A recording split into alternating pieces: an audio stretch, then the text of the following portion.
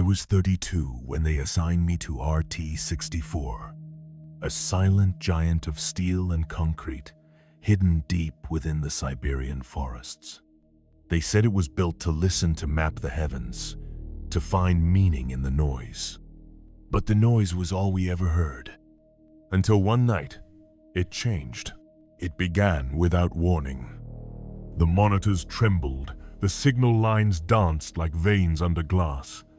For a moment I thought it was an earthquake or a fault in the receiver array. But the frequency was too clean, too deliberate. A pulse, steady, rhythmic, coming from the dark sector of space.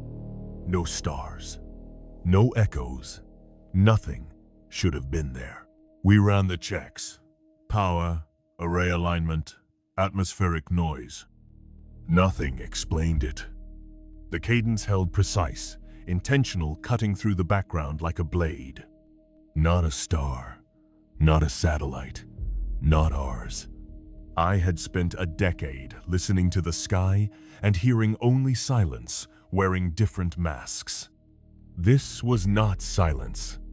This was someone somewhere calling through the dark, and we had no protocol for an answer. We sealed the doors and killed the external line. No calls, no logs, no witnesses. The room filled with whispers, panic dressed as procedure. If we report it, command will ask for a reply. And if we reply, we invite what we do not understand. I told them to keep recording, to breathe, to act like this was nothing at all, while every instrument told us the opposite. 20 years passed. The report was filed as atmospheric interference. The truth was filed nowhere. Our director convinced the board, convinced himself, that secrecy was mercy. He kept one thing, the cassette. A thin ribbon of magnetized memory, hidden in a drawer beside his bed. He retired to a quiet apartment, watered plants, read the same books, and never spoke of the night the sky answered. He feared the cassette more than the silence that followed it. One night, he sealed it in a wooden box, placed beside a newer disc, a home camera's CD. He recorded a statement, the only confession he would ever make. He spoke to his son without looking into the lens. If anyone finds this, do not play the tape. Do not answer what calls you. Guard it and forget me. The years took him quietly.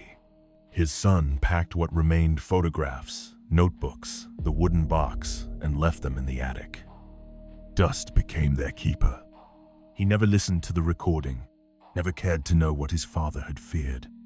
The signal slept again, wrapped in silence and cobwebs, waiting for someone curious enough to wake it. He was 20, restless, and hungry for meaning. One morning, he told his mother he wanted to turn the attic into a music room. She smiled at first, then hesitated. "It's too early," she said. "There's nothing up there but dust and memories." But he wouldn't listen.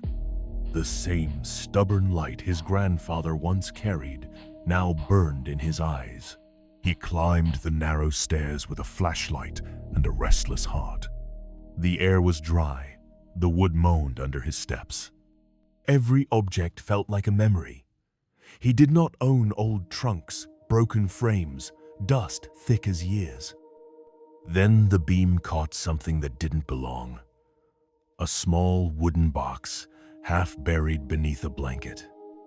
He reached for it, not knowing that in touching it, the silence of 20 years would break again.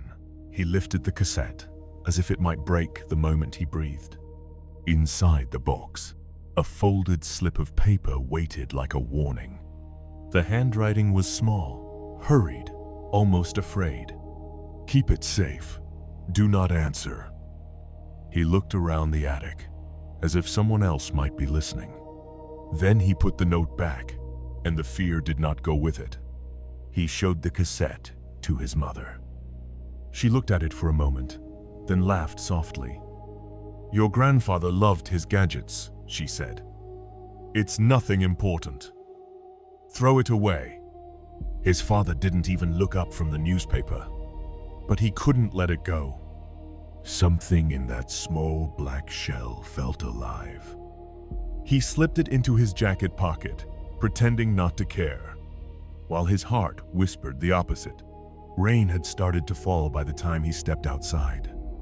He pulled his hood over his head, the cassette heavy in his pocket.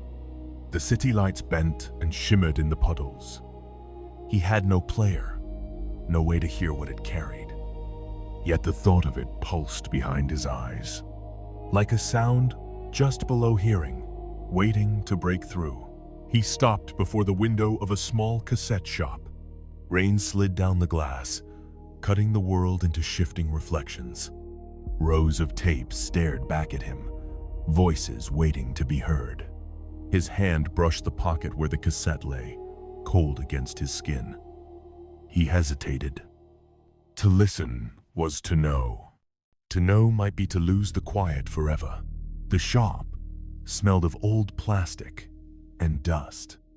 He placed the cassette on the counter, and the old man behind it raised an eyebrow. "You want to hear this?" he asked. The boy nodded. The tape hissed, then came the sound low, broken, shifting like a voice trapped in static. Not words, not noise, something in between. The shopkeeper leaned closer. "What is this?" "I don't know," the boy said. "But I think it's calling us." He stepped back into the rain, the door closing behind him with a hollow click. The street was empty now, the sound of the storm swallowing his thoughts. Every drop on his hood felt like a question he couldn't answer. What was that sound? Why did it feel alive?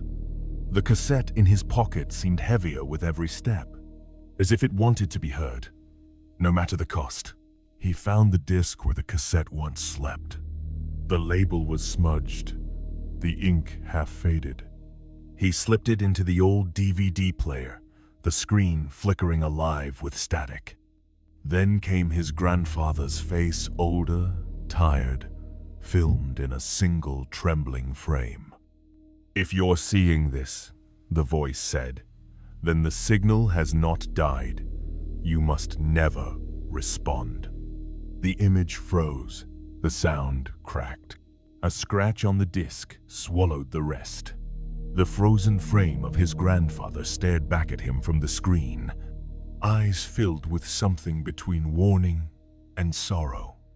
He replayed the disc, again and again, always ending in the same static, the same unfinished plea. He couldn't hear the rest, but he didn't need to. Whatever the signal was, it wasn't finished with them. He felt it, deep inside. His grandfather had started something he was meant to complete. The next morning, he couldn't let it rest. He picked up his phone and called a friend from university, a man who had traded sleep for the study of the stars. "I found something," he said quietly. "A cassette. It's from a government project, I think." There was a pause on the other end. "Then don't talk about it here," his friend replied. "Meet me in person." They met under the gray sky, the rain returning like an echo. His friend waited by the old park gates, umbrella half broken, coat soaked through. "You brought it?" he asked. The boy nodded, pulling the cassette from his pocket. He told him everything. The attic, the disc, the voice.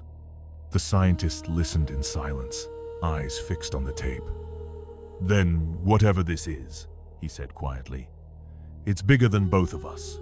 The lab was silent, except for the hum of old machines. He loaded the cassette into a reel deck, adjusted the frequency range, and watched the patterns unfold across the monitor waves within waves. It wasn't random, it was structured. He slowed it down, shifted the pitch, isolated the pulse. The sound trembled, rearranged, and then a faint sequence emerged. He froze. He had heard this before years ago, buried in a forgotten transmission. But this one, it wasn't the same. It was changing. He called him again that night. Excitement carried in his voice, words tumbling over each other. "This could change everything," he said. "If we decode what's hidden in this pattern, it might be proof not of contact, but of design." There was a long silence on the line. "You don't understand," his friend said quietly. "Some doors aren't meant to be opened." The scientist smiled faintly. "Then it's a good thing I've never been afraid of doors." In 2025, discovery moved faster than fear. The scientist, trembling with excitement, carried the cassette to his superior, a man who had built his career on secrecy. Together they listened, the sound filling the sterile walls of the observatory. When it ended, there was silence. A silence heavier than the noise had been. "Contact the Space Research Division," the director said. Within the hour, black cars arrived. The tape was sealed, tagged, and taken away. The decision was made behind closed doors. They said knowledge meant progress, and progress demanded answers. Within hours, the signal was cleaned, amplified, and fed into transmitters across the globe. Siberia, Alaska, Chile. 3 coordinates aligned, and the pulse was sent back into the dark. The same rhythm that had found them once was now returning home. For a brief moment, the Earth spoke to the void, and the void listened. 5 years passed. The signal faded into the archives, another mystery, lost to time, until the observatories lit up again. A vessel, massive and slow, emerging from the edge of the Milky Way. It wasn't a meteor. It wasn't debris. It changed direction. Every screen on Earth turned toward it. Every nation fell silent. Were they coming in peace? Or had we just invited them home? The sky tore open like a wound. A ship, unlike anything built by human hands, pierced the clouds above New York. Sirens wailed. Lights died. And every camera on Earth turned toward the city. It hung there, silent, humming with power, until the hum became a roar. A wave of light swept across the streets, blinding thousands. For a moment, the world went white. Then came the sound not heard, but felt. The light was unlike anything human eyes had ever endured. It carved through concrete and glass, as if the world were paper. People fell to their knees, blinded, trembling beneath the weight of something divine or monstrous. The air itself seemed to vibrate, pulsing in rhythm with the ship above. Within that brilliance, faith and terror became the same thing. All across the city, faces turned to the ground, praying to something that did not answer. The light died, and with it, the world. Screens went dark. Elevators froze mid-breath. A hush spread farther than any siren cities without a heartbeat. They did not just cut the power, they took it.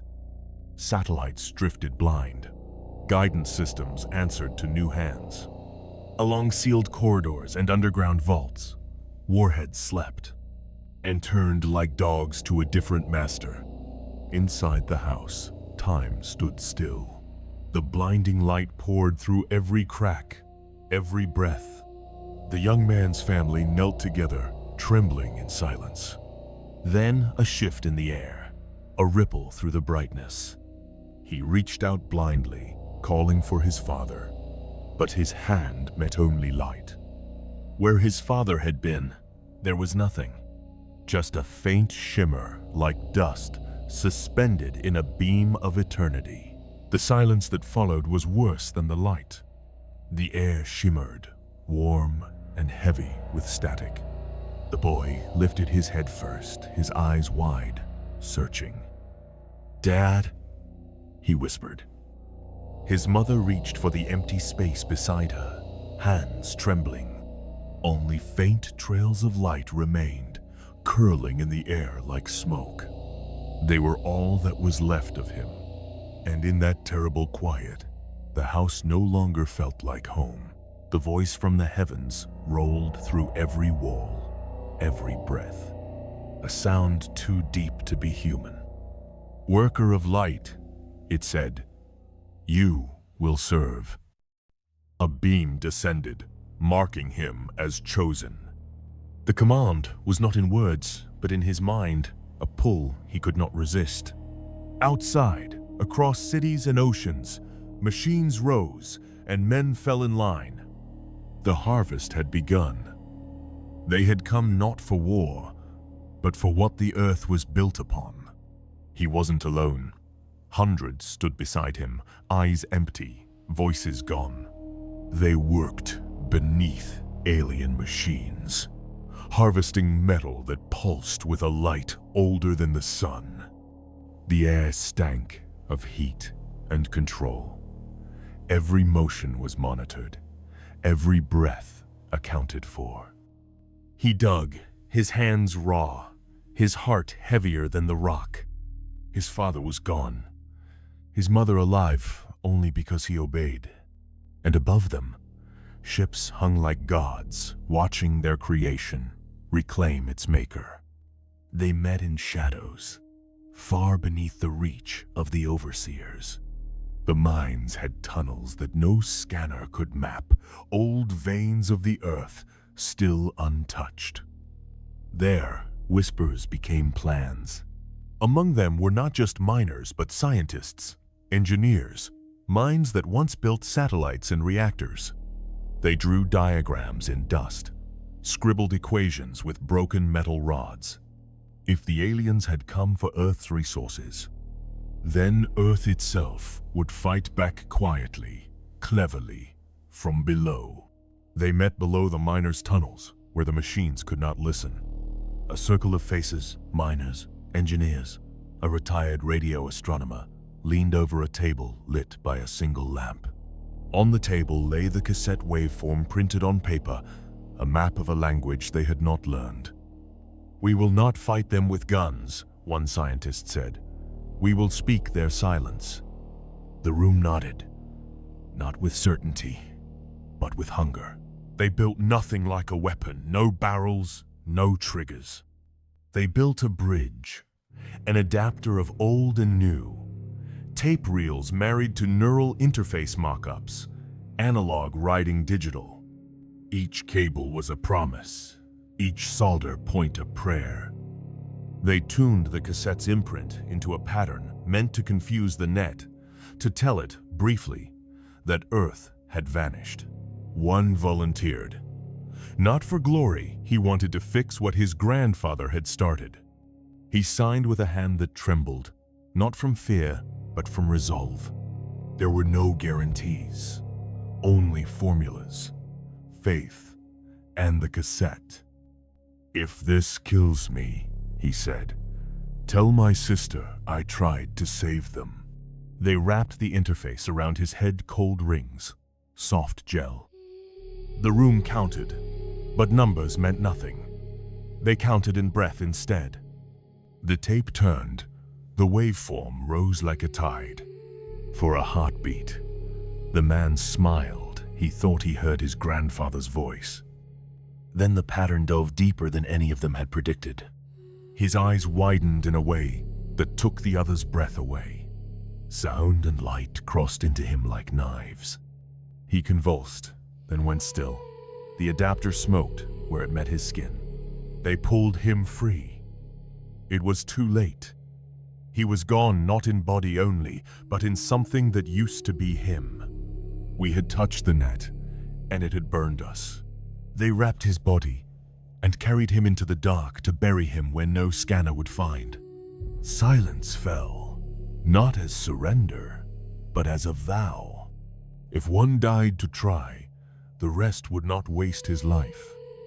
Plans sharpened into something harder: deception, patience, and a quieter suture into the net. They dug in silence. No words, no prayers, only the rhythm of shovels biting into the earth. The ground was damp, heavy, reluctant to take him. When the body was lowered, someone whispered, "He saw the light, and it took him." Faces turned away, streaked with dirt and tears. They weren't just burying a man. They were burying a piece of their hope. Yet even in their grief, something burned. The knowledge that he had touched the unknown and left a mark. The mines shook before anyone screamed. The air turned to static, the same sound they had tried to hack. Then the lights turned red. The aliens had found them.